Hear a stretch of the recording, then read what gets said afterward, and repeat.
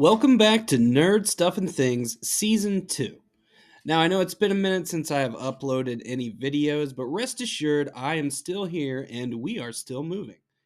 It's just been a little hectic on my end lately. I will eventually return back to a strict schedule sometime here in the near future, but for now, you guys will just have to watch your notifications if you follow the channel for new videos. I'm hoping on top of this video I will at least have one, maybe two more before the end of February, but I don't want to make any statements that I can't follow later for whatever reason.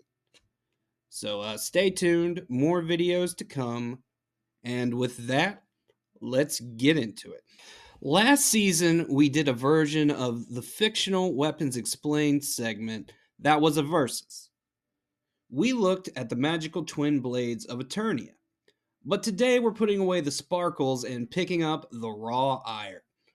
We're talking about the most two iconic, impossibly oversized, and utterly legendary blades in all of fiction. Cloud Strife's Buster Sword and Guts Dragon Slayer. Today we are looking at the blacksmithing, the magical engineering, and the physics that make these weapons the Kings of Overkill. Let's start with the weapon that defined a generation, the Buster Sword. Roughly 6 foot long and a foot wide, this isn't just a slab of metal, it is a legacy weapon. According to the lore, the sword was a custom piece forged by the father of Angeal Hewley. Angeal refused to use the blade in combat because he didn't want to chip or dull it. He carried it on his back as a symbol of his family's honor. It passed to Zach Fair and finally to Cloud Strife. But here's the engineering question: how does it actually work? Most people think it's just steel, but look at the guard. It's industrial. It has materia slots. To swing this 300-pound beast, Cloud was infused with Mako and Genova cells. This gave him a superhuman thrust to weight ratio. He isn't just strong, his cells are literally vibrating with planetary energy, allowing him to defy gravity. Now, for the Black Swordsman. Guts Dragon Slayer is the gold standard for unwieldable. The blacksmith Godot forged it from high carbon iron because a king issued a decree. I want a sword that can actually kill a dragon. Other blacksmiths made pretty ceremonial swords. Godot made a slab of death. When the king saw it, he was furious because no one could lift it. It was tossed into a storage room for years until finally Guts found it. Unlike Cloud, Guts has no magical serum. He is a peak human.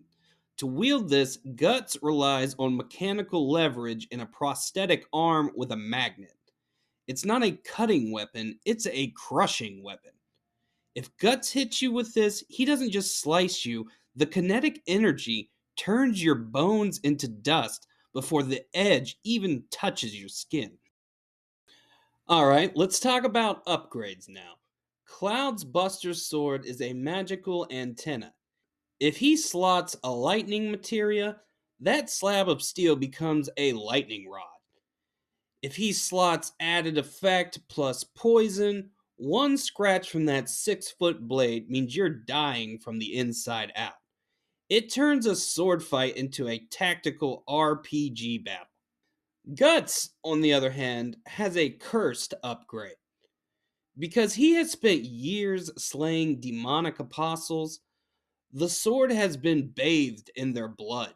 This pushed the sword into the interstice, the thin veil between the physical and astral worlds. This means Guts can hit things that don't technically have physical bodies.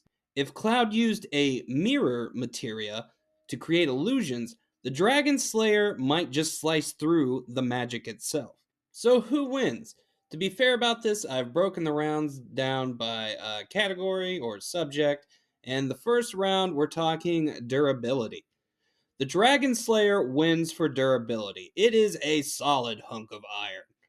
The Buster Sword is a multiple part construction with materia slots. Those are structural weak points. In Advent Children, we actually see the Buster Sword can be chipped and worn down. You can't wear down the Dragon Slayer. You can only hope it doesn't fall on you. Round 2, Versatility. The Buster Sword wins. Cloud can heal himself, cast shields, or strike from a distance. Guts is more or less a one trick pony. But that one trick is killing everything in front of him, to be fair. Round 3, The Wielder. Cloud has the speed, Guts has the endurance. If Guts is wearing the Berserker armor, he can ignore pain and broken bones to keep swinging. But Cloud's limit breaks, like Omni Slash, move him at speeds the human eye can't even track. Now for the verdict. So we've looked at the lore, the physics, and the magic. Now comes the hard part. Which one would you actually want when the world starts ending? If you are dealing with high tech threats like giant mechs, corporate armies, you want the Buster Sword. Why? Because it's a toolbox. It's surgical.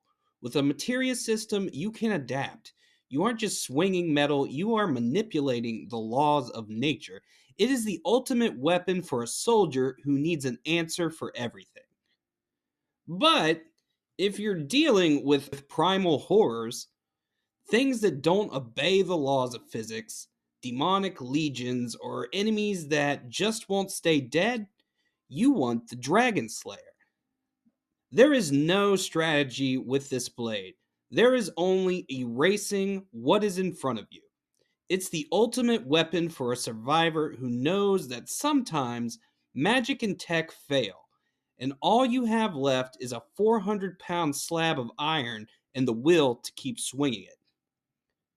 For me, if I'm heading into a boss fight, I'm taking the Buster Sword with that tactical edge. But if I'm walking into a nightmare, I'm taking the Dragon Slayer. Because at the end of the day, you can't glitch out a hunk of iron. What do you guys think? Which situation would make you pick one over the other? Let me know in the comments. Don't forget to like, subscribe to Nerd Stuff and Things, and hit the bell. And we will see you next time on our next video. Thank you so much for watching, and have a great day.